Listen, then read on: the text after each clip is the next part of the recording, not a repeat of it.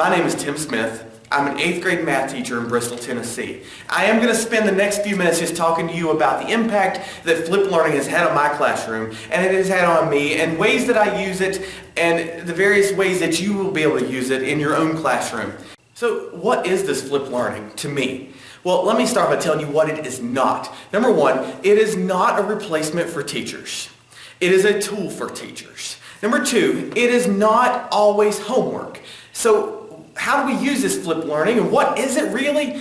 What it is, it's a tool to really aid in the classroom to help kids understand and to get extra help. For example, if I'm in the classroom, instead of a kid waiting 10 minutes on me because I'm helping 10 other students, now they can rewatch a video on the instructions, a step-by-step model of how to do something. Matter of fact, sometimes it's a video of those very problems they're working on with an explanation. They're able to use it as a tool, and no longer do they have to wait on me. They can just use that as a tool, and then if they still don't understand, then they come to me and say, Coach Smith, help me out, and I'm right there by the time they get to that point. So it is an aid for teachers to be able to help every student in their class. Two, it is an aid outside of class. For example, if a student's at home and they are working on something at home, and now parents don't, I hear it all the time, they don't have a clue how to do the math that we're teaching in 8th grade now. But now they can actually be involved with their students because two things. They can watch the tutorial with their students and with their child, so that way they're involved and they're learning along with their child. Two, at home, now instead of having to wait till the next day, they can rewatch that video as many times as it takes for them to understand. Because the first thing I teach them is the power of pause. Because I'm telling you, I tell them up front, the tutorial videos, it's not like watching a sports game. It's not like watching your favorite TV show. It's instructional. Now, my goal is to make it as entertaining as possible. My goal is to not make it an hour long, even though I always tell them, now I'll say, students, now tonight, for example, you were to watch the tutorial over this new topic, and I say, I promise it's no longer than an hour and a half. And they will look at me, and it works every time, and I have done it 20 times throughout the year. They will look at me like, You've got to be kidding me. And I said, no, it's like 10 minutes total. And that is you working the problem at all. So it is this tool that you can use inside class, outside of class. Kids are involved in sports. Let me tell you, you talking about a huge tool for kids that are involved in all kinds of activities to be able to give them help. Well, imagine this. They're out on this sporting event, and a lot of times they do their homework on the bus. Well, guess what? On their phones, they have YouTube. And I do post all of my instructional videos on my YouTube channel. Well, they go to that YouTube channel, and they're able to do it on the road. So now it's mobile. That is flipped learning. It's learning anywhere and everywhere that is accessible. So that is another way flipped learning is really useful in the classroom. So it's inside, outside, it doesn't matter. They're surrounded with tools to be able to learn and experience whatever it is that we're learning. You notice I'm not always saying just math. Because it doesn't matter what subject area it is. It doesn't matter what level that it is. For example, this. Let me tell you how it can be used. I'm going to give you some things in the elementary. And I was reading, and guys, this is a kindergarten, first grade. And this is a really cool idea. The teacher was using different stations, and she would create videos of herself going through the alphabet. And what she would do on one station, she would pronounce each letter and teach students how to pronounce it correctly, the sounds that each letter makes and the various letters make together. In another station, she created a video of her showing them how to write those letters. Now, you want to talk about powerful. How much time did she have to be able to go around to each station and be able to help those kids? That's absolutely amazing. So that's an example of an elementary level that was used to be able to use these videos and help her students. Did it take some time for her to create that? Yeah. But now the cool thing is once she had it made, she could use that forever because alphabet just don't change. So that's one of those things, and same thing with any subject area. Yes, once you make it, you have this to use. You have this resource to be able to give kids all the time to help them out in learning this learning. Now, I'm going to say this at middle school level. The way I use it is this. All of my foldables, I do a video.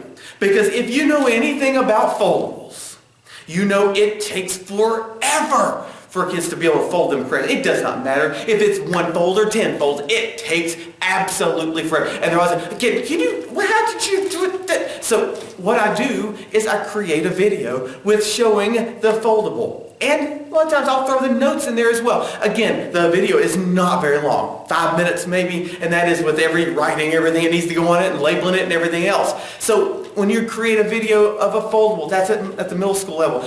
I will also use it with a preview of what we're doing. I'll have them watch it. And I will try to give them, I try to give them a few nights to do it. Not just say, it's due tomorrow, but try to give them 3 or 4 days to be able to watch this video. That way, if something happens that night, they're able to do it the next night. They're able to do it the next day. They have more than just one night. Because you know, as well as I do, these kids have a lot of things going on outside of school other than school. So it gives them that opportunity. Another way that we use it in class here. For example, if I'm able to use this character that you just saw, Fred, that at the very beginning, Fred does a lot of my videos. Fred, he invades my class a lot. And you know what? He does teach the kids. He challenges the kids. Some of the practice problems, for example, this is another way to use flipped learning. He provides a lot of the problems for them. We just recently did a Pythagorean theorem problem where they had to actually figure things out in order to kind of accept the challenge that he did. And that's the way to use it. I use him, again, he's been all year long. Let me kind of give you the scoop on him. He's been abducted by aliens. That's what he did. He was abducted by aliens. So throughout the year, he's trying to provide them challenges and give them some instruction.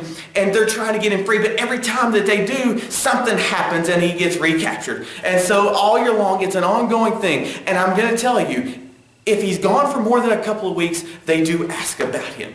So if you don't believe flipped learning works, that's an example. It does work. It's engaging. You want these students to be engaged. And using a character in your videos is a way to engage these students. Now, I'm going to tell you, it wasn't planned to be that engaging. I didn't realize what it was going to do. But it did show me that through flipped learning, because I do consider that flipped learning. Because there is no one definition of flipped learning. That is something else that you need to understand about flipped learning. You've got to figure out what works for you. There are so many different ways you can do it. These are some of the ways that I use it. And I gave you an example of like an elementary way that they use it. There's so many different ways. It's not necessarily outside of class all the time. Yes, students may use it outside of class, but it's okay to use it as a part of class. That is flipped learning. It's individualized learning through use of video and it's not even always video. So it's up to you. Now, I'm going to give you a warning. And that warning is this. We preach to our kids, it's okay to fail.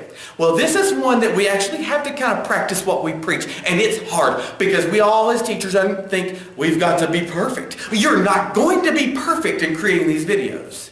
You need to understand that. You're going to fail at creating these videos. You're going to create some of these videos and they're going to be ultimate flops. Well, guess what? It's okay. Because number one, it shows our kids, you know what? We mess up too. And yes, there's videos, I'm going to tell you, I've been doing the flip model for about 4 or 5 years. So as I've been doing it, I'm going to tell you, even this year, I have ultimately failed at a lot of these videos, and so I recreate them. So that is a little bit of how I use flipped learning. And yes, is it impactful to these students? Yes. And when they come to me and say, Coach Smith, thank you for creating the video, because it did help me. I'm like, and it kind of gives me confirmation that, you know what, it's worth doing these videos. Does it take a long time to do them? Not really. And there are so many different ways you can do it. Screencasting programs out there. I know screencast-o-matic.com is absolutely free. Kind of a free tool that you can use. Today, I've given you some tools and some ways that I use flipped learning in the classroom. And the fact, yes, it can be engaging for students and students to be able to learn. Understand, no, it doesn't have to be real expensive kind of thing. It doesn't have to be one that takes forever. Does it take some time? Yes. But I'm going to tell you, up front, once you put that time in, it will pay off. And being able to edit however you want to do, be willing to take chances. And so I want to thank you for the opportunity to be able to share this with you, because for me it's exciting. So I get excited. And I'm also going to give a kind of a cheap plug for my Twitter. It's at Coach T.M. Smith. Please follow me. I want to be able to communicate with you. Another thing you can do is go to youtube.com/Mr. Tim Smith. Now I will warn you, if you just search Tim Smith, you're going to find a moonshiner. That's not me. So Mr. Tim Smith, youtube.com/Mr. Tim Smith, and it's going to pop up on the screen for you. Also, my email, smithtm@bcu.edu. btcs.org. As I've been excited, it's been exciting to be able to communicate with you. I'd love to hear from you with any questions, comments, or whatever you may have about the video, whatever you think. Hey, educators, he's gone now. It's me again, old Fred. I hope he helped you just a little bit. Yep. Now, I hope y'all have a good time learning about that flipped classroom. Have a good time, and old Fred will see you later.